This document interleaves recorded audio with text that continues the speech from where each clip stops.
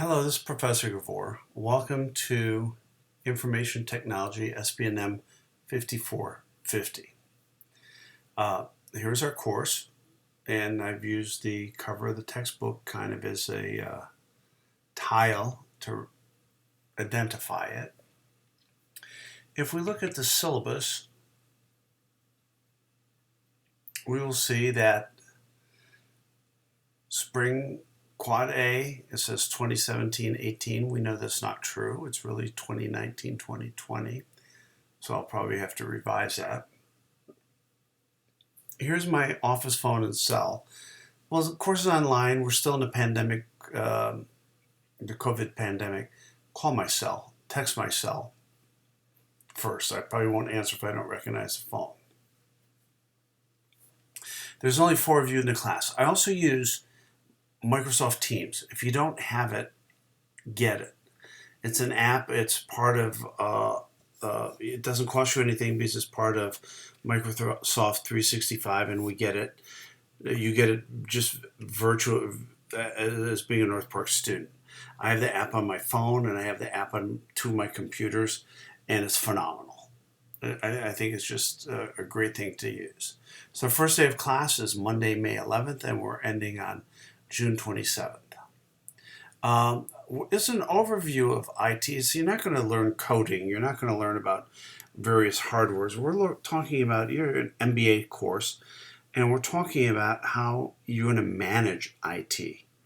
And what's the value of IT in companies, and how do you decide what kind of IT projects to work on and not work on, and whose responsibility is it?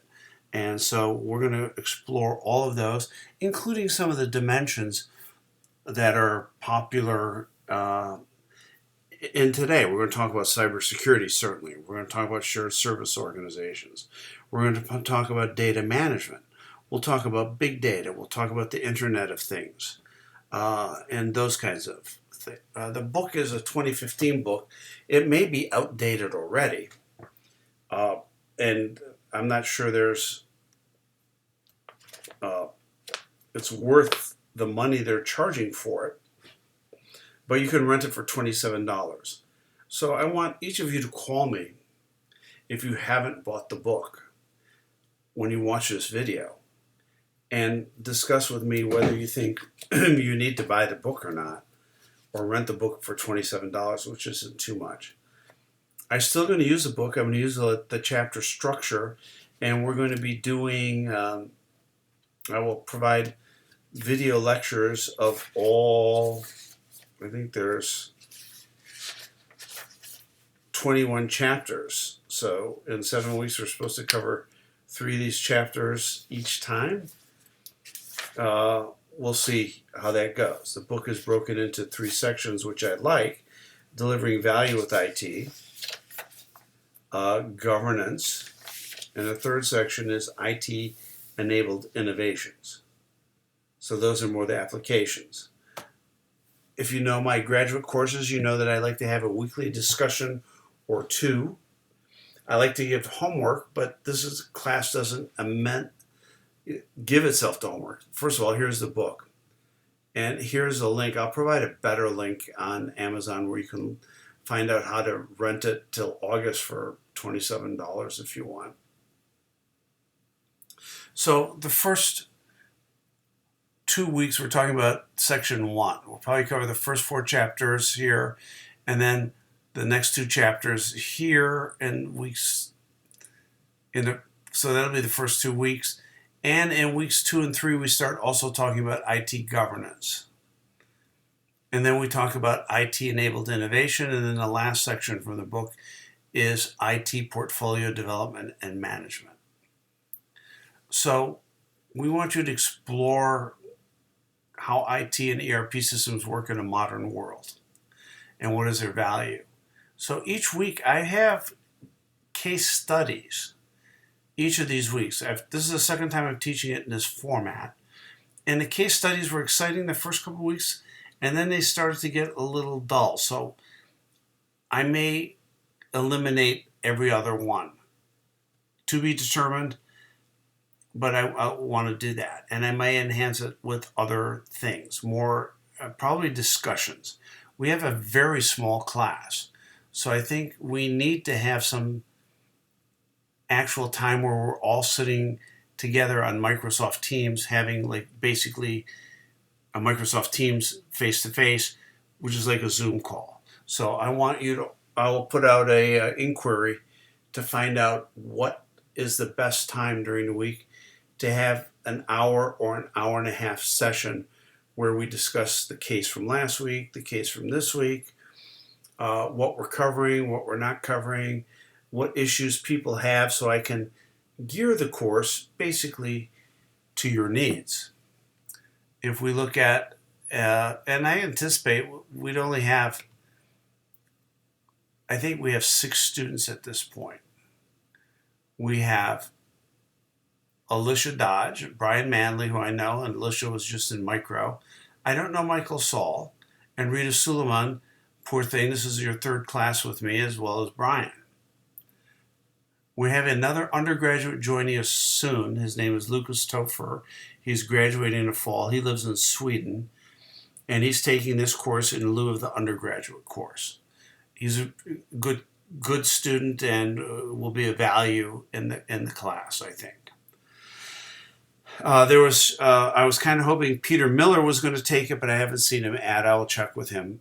So with this small class, I do want to have that synchronous where you're all required to log in and have a face-to-face discussion, and maybe I'll rate that discussion like 20 points every week or something like that to make it worth your while. Plus, in this pandemic era, everybody misses the contact with other students, so that's a good way perhaps to get it.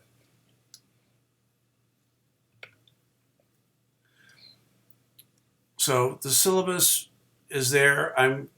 With a class this small, I'm really willing to make the syllabus more flexible and actually address some of your own needs. At the end, there's all those policy statements that you're used to and should read the fine print if you need to. Let's look at week 1, what we have here.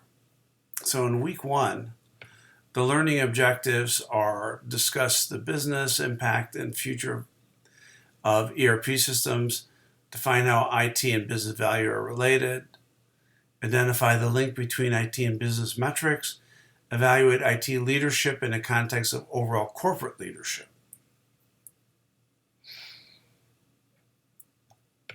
So that's the learning objectives.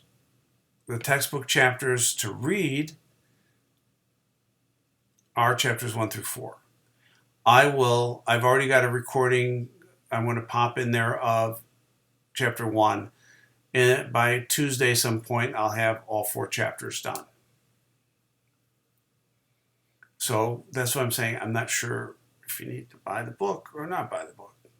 There's some videos to watch which I think are interesting. Here's Oracle Cloud ERP, a history of SAP, and evolution of enterprise software and IT, which I think is key for the first week discussion. These are additional resources from a previous version of the course. If you want to look at them, please feel free to. I made it optional. First, we'll have the typical introduction that I give in my classes. Michael, I look forward to getting yours because I don't know you. What's your current career? What's your career objectives? How far are you along in your degree? What's your degree concentration? Include some personal tidbits, hobbies, passions, family, education. I encourage you to post photos and videos if you want. I will do the same. I haven't posted anything yet. And this is worth 5 points, and do it sometime this week so I know who you are and your background. Even if you've done it before, copy paste it from another class of mine if you want. But not everybody knows, all the students don't know each other, so it's beneficial to them as well. The more substantive discussion this week is on ERP systems. Enterprise Resource Planning Systems, ERPs, such as SAP and Oracle, have transformed the business landscape since their inception. What is it? What are their primary features and functions? What ERP systems do you have any experience with, if any? And you're going to have to understand what it is to know that you might have used one and not even known you've used it. Lucas, for example, will be able to say that he experienced ERP every time he registers for classes and does self-advising at North Park. Canvas is part of the overall larger ERP system of North Park University. So you have some experience in this, whether you know it or not. What are the roles of IT and other business functions in the implementation and ongoing management / enhancement of ERP functionality? So make your first post by Thursday. Comment on 3 other students' posts by 10 o'clock. I said 20 points. I may increase that because I think the discussions are kind of critical in this class. We have also this delivering business value with IT at Hefty Hardware. It's in page 76 to 79 in the book, which is 4 pages. I may post the PDF of it. I will scan it tomorrow and do that. Provide a synopsis of the case. Answer the questions below. Provide a short conclusion, a personal observation about the case and what you learned. I'm serious about all 3 of these things and effectively answering the questions. Answering the questions in the context of the first of the chapters that we're covering this week. Okay? So prepare your response in Microsoft Word. Canvas will not, well, I used to not accept any other format. I will now. Your document should include your name, date, course, and have a title. Format your document like you're turning it in, like you're turning something into your boss's boss. So don't just slap it together like you're still in high school and you're preparing a report. Make it nice. Here's a rubric. I'm serious about the points. I mean, if you don't have a report presentation and format, it's worth 5 points.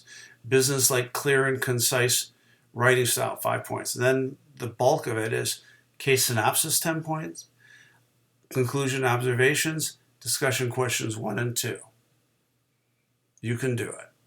You should all get A's in this class. Of course, I say that all the time to every class at the beginning. But I mean it. If you earn it, I'm happy to give it to you. So there we go. That's week 1. Have fun. And I look for course announcements on letting me know what your schedule is. And I might do that through Microsoft Teams, just so you get used to using it. I'll set up a team page for our course, a group, and we'll use that as a means of communication. If you want to reach me, cell phone, text me first so I know who you are. And Microsoft Teams, you don't have to text me it is text. Just text me, and then we can have a video call or a audio call, whichever you choose. Thank you very much. I look forward to a wonderful 7 weeks. Let's have some fun and learn something. Thank you very much. Bye-bye.